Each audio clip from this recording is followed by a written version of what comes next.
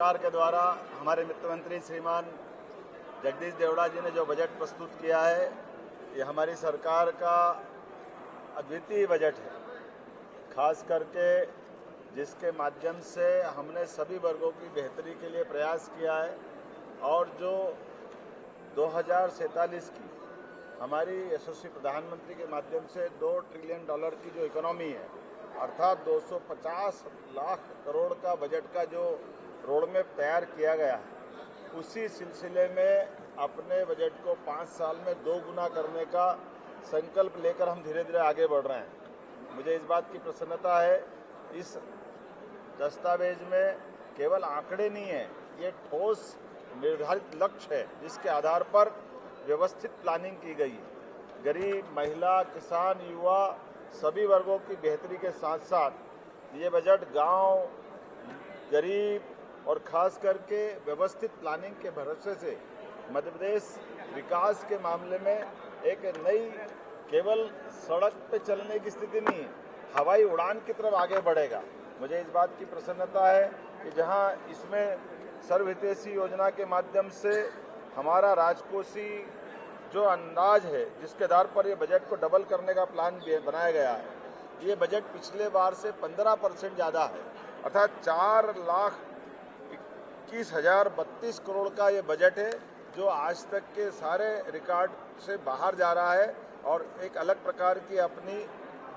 हमारी तरलता की, आर्थिक स्थिति की सुदृढ़ीकरण की बड़ी पहचान बन रहा है। मैं मान के चलता हूँ इस बजट के माध्यम से जो हमारा 2025-26 का बजट है,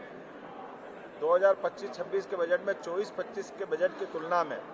जो राजस्व में जो वृद्धि हुई है वो 7% हुई है और 2025-26 की तुलना में 2024-25 की अनुमान से पूंजीगत व्यय में ये खास बात गौर करने लायक है, इसमें 31% वृद्धि का अनुमान रखा है। हमारी निवेश की 31% का जो कल्पना की है, वाकई ये अद्भुत है। ये मान के चलो कि ये राज्य के आर्थिक दृष्टि से रीढ़ की हड्डी के रूप में काम करेगा।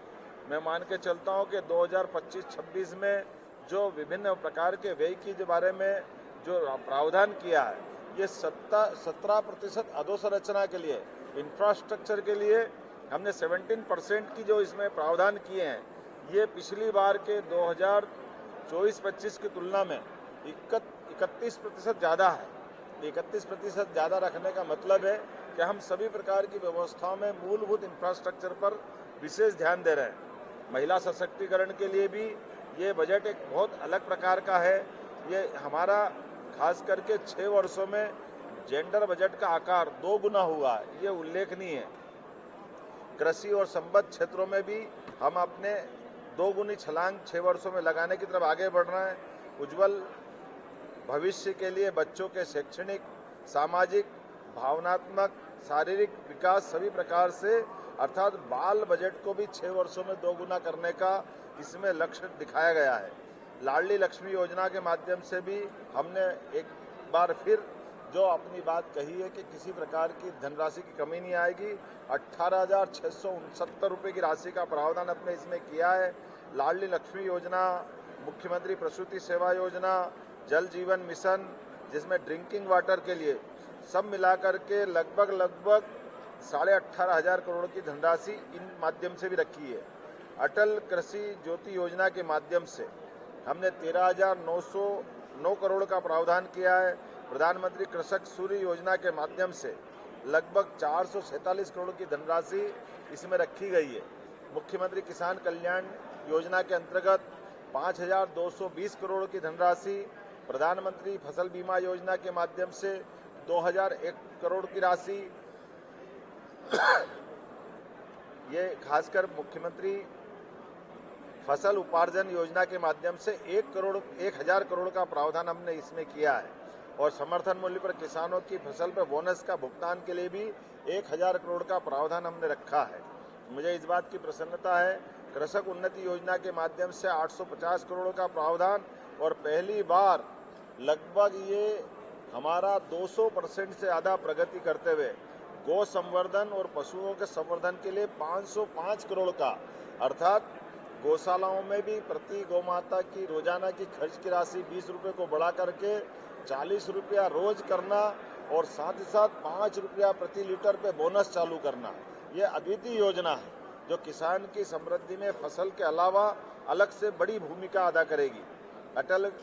गृह ज्योति योजना के माध्यम से गरीब कल्याण का हमने जो मिशन हाथ में लिया है, इसमें 7,132 करोड़ का प्रावधान हमने किया है और खास करके 5 हार्स पावर के कृषि पंपों, प्रेशर, एक बत्ती कनेक्शन, निःशुल्क बिजली प्रवाह इत्यादि योजनाओं के लिए 5,299 करोड़ की धनराशि का प्रावधान किया है। संबल योजना में 700 करोड़, जन आरोग्य योजना में आयुष्मान के माध्यम से उल्लेखनीय है कि आयुष्मान योजना के कार्ड धारक और उनसे लाभान्वित होने वाले प्रदेश के आंकड़ा अगर उनकी आबादी का लें तो पूरे देश के सभी राज्यों में मध्य प्रदेश इसमें सबसे फर्स्ट है और ऐसे में हमने फिर इसकी राशि बढ़ा करके 1,277 करोड़ रुपए करने का प्रयास किया है। हमारे आदिवासी अंचल के लिए मकान देने के लिए PM जनमन योजना के माध्यम से 1,100 करोड़